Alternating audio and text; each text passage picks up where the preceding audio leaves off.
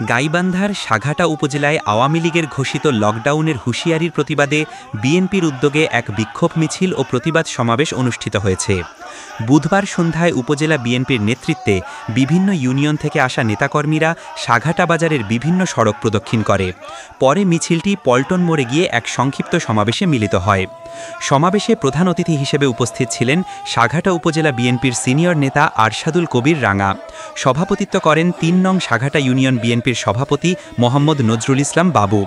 এ সময় আরও বক্তব্য রাখেন উপজেলা যুবদলের নেতা শাহিন আহমেদ, থানা বিএনপির সদস্য জাহাঙ্গীর আলম, ৩ নং সাঘাটা ইউনিয়ন বিএনপির সাধারণ সম্পাদক আতিকুর রহমান আতিক, ৬ নং ঘুড়িদহ ইউনিয়ন বিএনপির সাধারণ সম্পাদক আনিস, উপজেলা ছাত্রদলের নেতা মাহফুজ আহমেদ টিটু, সোহেল এবং স্বেচ্ছাসেবক দলের নুরুল ইসলাম সহ বিএনপি, যুবদল, ছাত্রদল ও স্বেচ্ছাসেবক দলের অসংখ্য নেতাকর্মী।